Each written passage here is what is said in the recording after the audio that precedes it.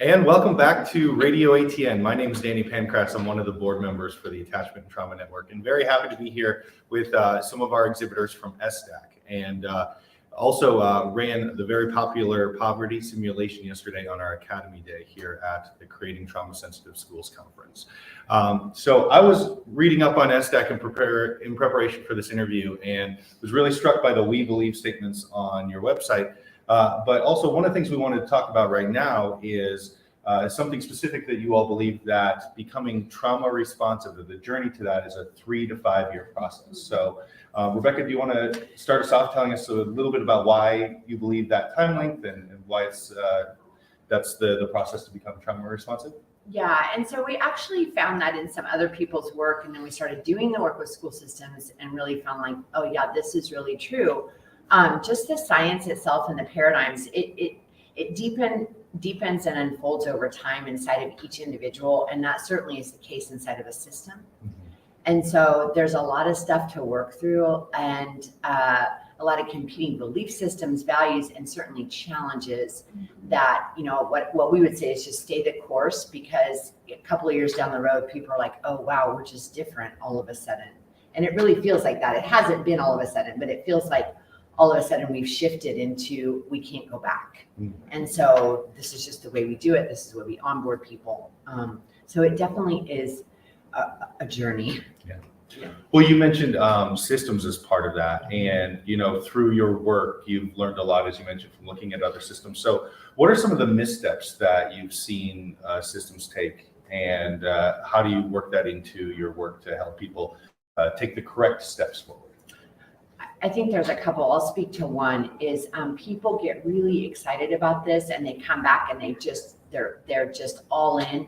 And they haven't taken the time to prep the ground with their fellow staff people, with their community, with their families, and certainly inside of the school to get the buy-in from staff. I mean, we really go off of Jim Spohr-Leader's recommendation early on, was you need 70 to 80% buy-in from your staff before you start implementing. Wow. And that, I think, is one of the hardest things, is people start implementing in pockets, and then there's division and there's judgment and there's all the things. And so doing the foundation work with the building and seeing if people are actually ready to move together is probably one of the most important parts of the beginning phase.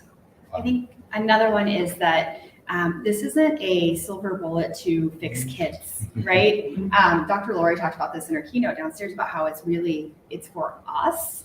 And so another misstep is assuming that in this process, you're going to just magically be curing all behavior and dysregulation within your building. And when we say 3 to 5 years, it doesn't mean 3 to 5 years to change the kids. It's 3 to 5 years to change your system and yourself, right, so that you're responding to the kids in front of you. And I think that's really big, is where does the focus land? We really like to wrap around the adults in the building. That's where we think the power in the change and transformation is. And not only with wrapping around them with the science and the understanding, but also then that co-care, that co-regulation, not just take care of yourself, because that really isn't trauma informed. It's how do we do this together? That's right. You know, year over year, that's one of my favorite things about this conference, right? That what you've spoken about with the journey and doing this together, and you see so many educators, administrators, clinicians, and so many experts who are here continuing to learn themselves, and you know, speakers in individual sessions or keynotes talking about the evolution of their journey and their continued learning. So I think that mindset is really important. Any other missteps that any of you want to speak to? Or I also think that the idea of jumping, like I work in restorative practices, and so we jump right away to a restorative circle when we haven't built that foundation. And that can be very dangerous, and it can be very, very harsh for people involved. And I think it takes away a lot of the steps that we've gone forward when we jump too far, too fast. Mm-hmm. And speaking to restorative practices a little bit more, they also have to be consistent. People think, oh, I can try this strategy, this technique one time, and oh, it didn't work. Yeah. So they give up on it. You have to keep doing it in order to see the progression and the change. Right, it's a journey.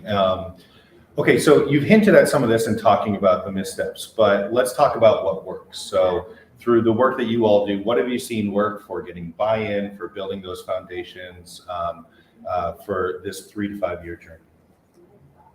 Ginger, I love what you always say about, and I'm sure we don't have time to go into the whole analogy, but the first year you sleep, the second year. Yeah, I absolutely believe. I'm a gardener from a long time ago, and when you plant perennials, you know, the ones that come back year after year, you understand the first year they sleep, the second year they creep, and the third year they leap. And when I heard that in gardening, I thought that's true with school innovation.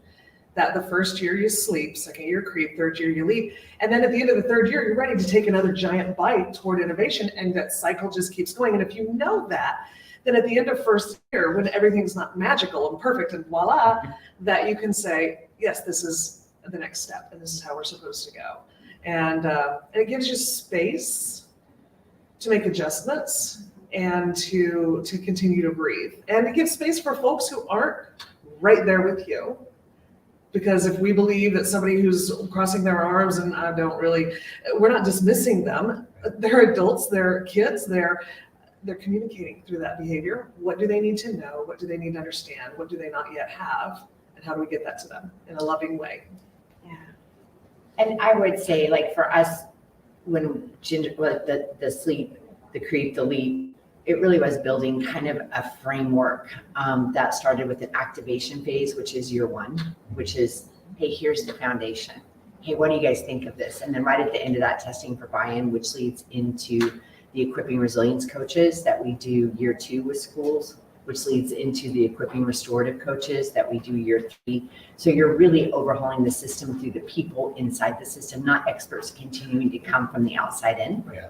We're speaking into their process, but we're coaching from the outside. We've got other Joe Brummer and Jim Sporleader coaching with us from the outside on these applications of systems change. And then finally getting to some real neuro-informed learning and neuro-informed education, right? Because all of this isn't about necessarily being therapists in schools for kids. It's about creating enough safety and activation up here that kids can learn and achieve and dream and build, and schools can be places of just changing stories and trajectories for many kids, not just the kids that schools always worked for. And that's the community hub. In so many schools or so many communities, the school is the hub. So then how do we also have that communication broader with families, Right. with the systems outside, to really make not just a school change, not just a one person change, but an entire ecosystem. Yeah. Well, it's no surprise with everything that you're saying why you're here at ATN's conference. All the things that you're saying is very close to, if you look at the We Believe statements on ATN's website, I know that our staff has partnered with you a lot and been at the same conferences. There's so much that I love about what you shared. Headed in the right direction. Dr. Lori had a really effective anecdote on that it's not about, in 1 week getting to the end. It's, are you headed in the right direction, even for ourselves and staff? And then I think that gardening metaphor is so great. I was in here listening to another RadioATN interview we'll have for you, and a teacher was sharing, you never really know with that kind of the sleeping and the creeping that for people learning as well. She wasn't aware that some of the things they were doing with the children in her classroom were really resonating. Had a great anecdote about coming in late, and her students were just really excited that she was there because they wanted to do some of the practices that she had been doing with them. And this is something she didn't know it was resonating at all. And it was in that sleeping stage. So such a great metaphor for that. Well, we're really happy to have you here at ATN. I heard nothing but great things about the poverty simulation yesterday with Academy Day. It's such a great opportunity of us doing this in-person conference. For those of you on site here, be sure to check out the exhibit hall and visit ESSDACK's booth. Get to know them, learn a little bit more. More information on their website, things like that as well. Any last words of wisdom or things that we should share about ESSDACK for our audience? We're learners. And so, what we know today, we didn't know 3 years ago, and what we'll know in 3 years. And so we want to know you. We want to continue to grow with ATN. And I think that's what's really, we're always like, how do we get out in front and figure out what to bring to people to help them find what they're looking for to create the experience of school that people are hungry for. Families are hungry for it, teachers are hungry for it, administrators, we all want the same thing.